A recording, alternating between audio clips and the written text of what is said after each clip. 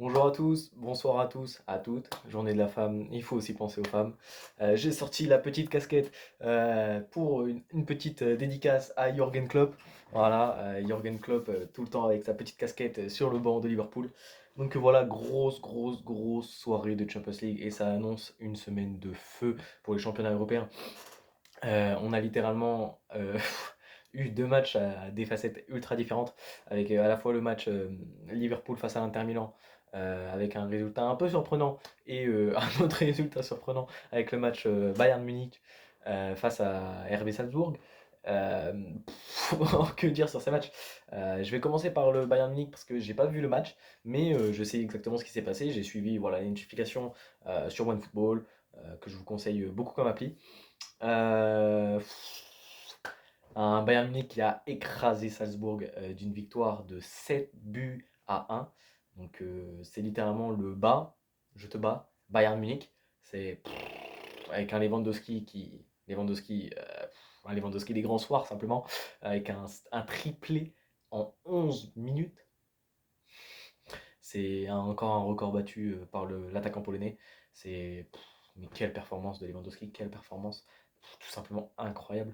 C'est je l'ai toujours dit, et pour moi, ce joueur aurait largement mérité le Ballon d'Or à la place de Lionel Messi. Voilà.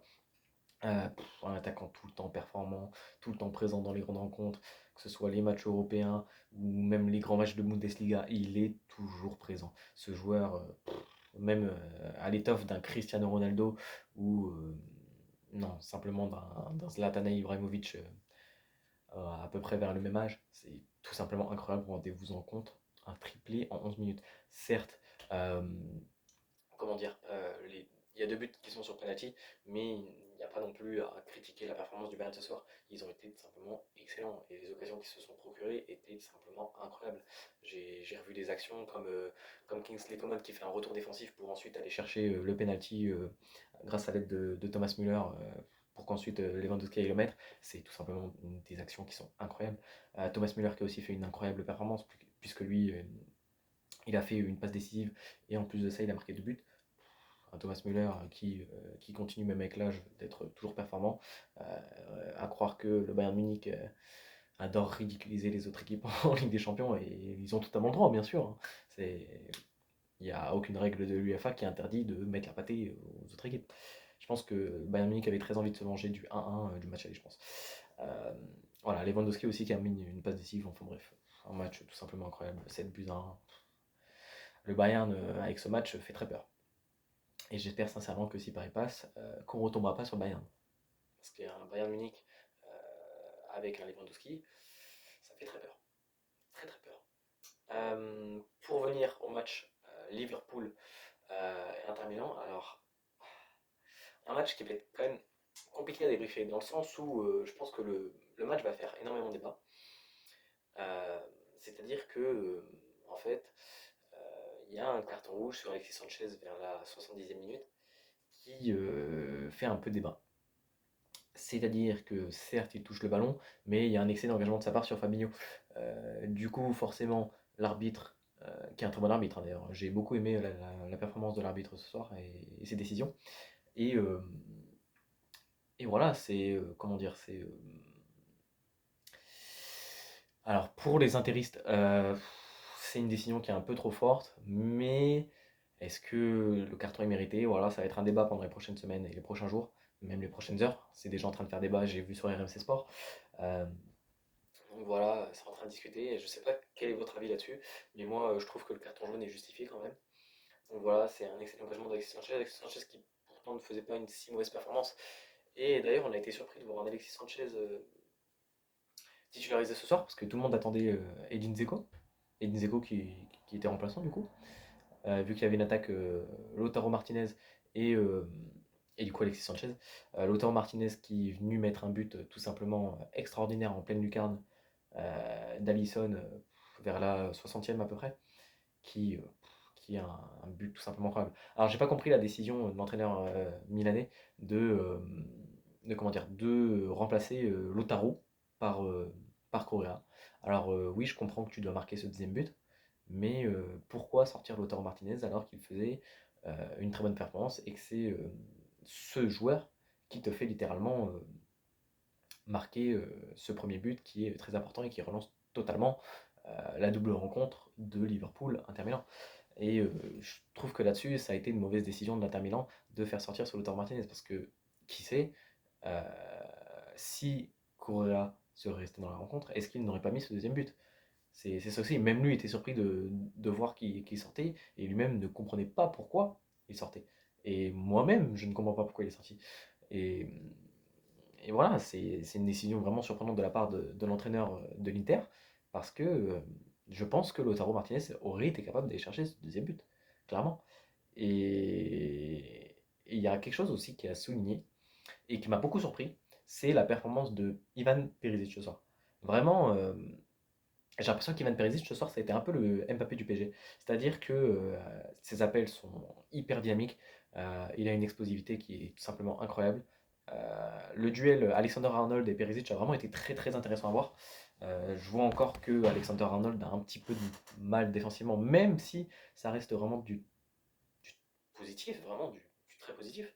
Et, euh, et voilà, un Liverpool qui ce soir, est-ce qu'on peut l'appeler Liverpool et pas Liverpool?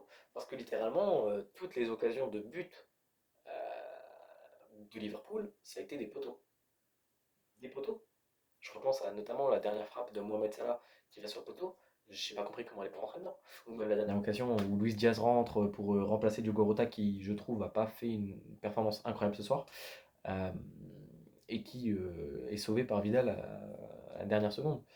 C'est c'est quelque chose qui arrive souvent à Liverpool en Ligue des Champions, c'est-à-dire qu'au match aller, ils gagnent, et ils se retrouvent au match retour chez eux, à domicile, euh, à perdre ce match sans marquer de but. Et c'est déjà arrivé les précédentes années, et ça arrive encore une fois cette année, puisque l'Inter Milan sera le seul buteur de cette rencontre, puisque Liverpool n'a pas réussi à mettre ce but. Et je le sentais un petit peu. Je le sentais un petit peu quand j'ai vu tous les poteaux. Je me suis vraiment dit que non, ça allait pas le faire ce soir et que Liverpool allait devoir se contenter de conserver le score de 1-0. Et on l'a très bien senti à partir de la 80e, quand ils ont commencé à faire tourner derrière. Et j'ai su qu'à ce moment-là, c'était fort dommage parce que je m'attendais à Salah ou un autre buteur ce soir. Voilà, ils n'étaient pas mauvais ce soir. Ils ont fait quand même une assez bonne performance. Mais voilà, on attendait tous un peu ce but pour déclencher entre guillemets la révolte de Liverpool. Donc voilà, encore une fois, un très bon coaching de Jürgen Klopp. Le changement de Luis Diaz à la place de Diogo, très bonne idée. L'entrée en jeu d'Henderson à la place de Curtis Jones et Thiago Alcantara qui se fait passer par Naby Keita, ou c'est l'inverse, je sais plus trop. Très bonne idée, franchement, du coaching incroyable. J'aimerais un coaching comme ça de la part de Pochettino. Mais connaissant Pochettino, les changements vont se faire à 90 minutes. Enfin bref, je reviens sur le match PSG Real juste après. Donc, euh, donc voilà, j'ai vu que Liverpool, un petit peu vers la fin du match, commençait un petit peu, je me répète, mais à paniquer un petit peu et à être vraiment dangereux dans ses ballons. C'est-à-dire que j'ai vu Alisson essayer de dribbler un petit peu les attaquants de l'Inter Milan et faire passer des ballons vraiment tout proches du pressing de l'Inter. Parce que le pressing de l'Inter ce soir est tout simplement incroyable. Vraiment. On voit que c'est travaillé. Et chapeau à l'Inter. Même s'ils ont perdu, je salue leur performance et leur envie d'aller mettre ce deuxième but. Parce que vraiment, le pressing était assez incroyable. Et félicitations aussi à Liverpool d'avoir réussi à sortir de ce pressing. Parce que je ne pense pas que beaucoup d'équipes seraient capables de sortir d'un tel pressing. Tellement il était de bonne qualité. Mais voilà, pour terminer sur ce débrief de Liverpool, Inter Milan, donc pas de but pour Liverpool. Concernant le match de demain, je serai de retour pour faire un débrief. Je prie sincèrement pour une victoire du PSG face au Real au stade. Oula, j'ai un gros trou, je sais pas ce qui m'arrive. Je sais plus. Ça va me revenir quand je vais continuer, mais j'ai un trou de mémoire, je sais pas ce qui m'arrive. Mais, euh, mais voilà, en plus, on vient d'apprendre aujourd'hui que Mbappé va tout à fait bien. c'est Neymar en conférence de presse qui confirme que, en effet, Kylian Mbappé se sent très bien et qu'il est à 100% prêt pour demain. Donc voilà une très très bonne nouvelle parce que je pense pas qu'on aurait fait une bonne performance pardon, sans la présence de Kylian Mbappé demain soir. Je vois pas du tout un PSG l'emporter face, certes, à un Real qui n'était pas au niveau au match aller, euh, sans la présence d'un Kylian Mbappé. Kylian Mbappé, on voit qu'il porte littéralement le PSG depuis la saison dernière et cette saison, et que le PSG a vraiment besoin de ce Kylian Mbappé pour vraiment performer en Ligue des Champions. Et ça se sent littéralement dans le jeu. On l'a très bien vu contre Nice, où les trois de devant, Di Maria, Messi et Neymar, ont été nuls. Nul, nul, nul, nul, nul. Et voilà, ça fait plaisir d'apprendre le retour de Kylian Mbappé. Euh, à quoi s'attendre pour demain? Euh, Personnellement, je m'attends à une composition qui sera Hakimi à droite. Euh, En défense, ça va pas changer, ça va être un Marquinhos Kimpembe avec à gauche un Nuno Mendes. Avec un milieu de terrain, avec le retour de Leandro Paredes, et je pense que Pochettino va être entre guillemets un petit peu poussé et forcé à mettre ce Paredes par les joueurs. Donc on peut s'attendre à une en poste de sentinelle, mais qui peut aussi monter en poste de ce numéro 10 hybride, comme on sait que Paredes n'a pas forcément beaucoup de capacité à aller se projeter et reste souvent dans son carré des 15 mètres.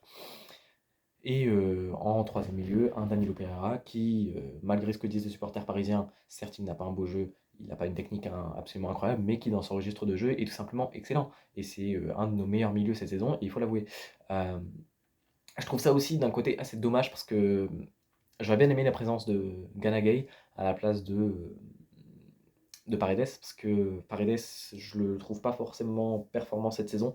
Je suis pas fan de son jeu, il ralentit le jeu, il provoque des fautes, il s'embrouille avec tout le monde. C'est un jeu assez provoquant et assez dangereux à jouer, étant donné que voilà, à un moment ça peut lui retomber entre guillemets dans la gueule et lui peut-être nous faire avoir un carton rouge et littéralement renverser le match. C'est pour ça que j'ai peur de ce Paredes. Et puis, c'est pas un joueur qui bouge énormément. Mais après, je sais que comment dire, en offensive, Paredes revient souvent pour faire cette ligne de trois joueurs défensifs pour que justement Nuno Mendes et Hakimi aillent en piston, aller attaquer. Ce qui est à la fois une bonne chose. Mais voilà, je pense que Paredes sera plutôt titularisé plutôt que Ganagay. Les trois de devant, je vois pas un Di Maria, franchement. Je pense que on va repartir sur la M&M avec un Messi, Messi soit, enfin, ce sera formé comme ça. Mais vous savez très bien que le trio d'attaquants du PSG, ça fait que de tourner et d'alterner. Donc ce sera forcément Messi à droite, Mbappé dans l'axe et Neymar à gauche. Mais on sait très bien que dans le jeu, ce sera pas forcément ça et qu'on verra sûrement un Neymar et un Messi alternés dans l'axe et sur le côté. Même si je suis pas fan de Messi sur le côté. Voilà, trop vieux, pas assez d'explosivité. Et on verra forcément ce Kylian Mbappé sur l'aile gauche qui commence à vraiment être son poste de prédiction et qui performe à un niveau tout simplement incroyable. Est-ce qu'on peut dire que Mbappé est le meilleur joueur du jeu, pardon, le meilleur joueur du monde actuellement? Je pense que oui. Et voilà, ce serait une erreur de ne pas le mettre dans de bonnes dispositions. Donc voilà, je débrieferai aussi le match de demain en priant sincèrement pour s'imposer face au Real de Madrid. J'ai pas envie qu'on fasse un match nul avec un simple 0-0. Non, j'ai vraiment envie que le PSG aille montrer euh, qu'ils peuvent aller inquiéter des grosses équipes, surtout qu'on sait que le Real va être un petit peu forcé par ce but de retard et qui vont être très offensifs et que ce ne sera pas du tout la même tactique qu'à l'aller émise par Carlo Ancelotti qui lui risque aussi son poste d'entraîneur si jamais le Real Madrid perd. Donc voilà, je vais vous remercier d'avoir regardé ce débrief, merci d'avoir été là. Je vous salue, je vous fais plein de bisous, n'hésitez pas à mettre un like, ça m'aide beaucoup, à mettre un petit commentaire, à donner votre avis sur les deux matchs qu'il y a eu, sur les performances des joueurs, sur quoi vous vous attendez demain. Et puis voilà, tout simplement, je vous invite à aussi vous abonner, à cliquer sur la cloche, et puis on se voit demain les gars. Et spéciale dédicace à Jürgen Klopp avec ma petite casquette Coca-Cola. Vidéo qui n'est pas sponsorisée par Coca-Cola d'ailleurs. Mais voilà, bref, je vous souhaite une bonne soirée et on se dit tout simplement à demain. Allez Paris, ciao.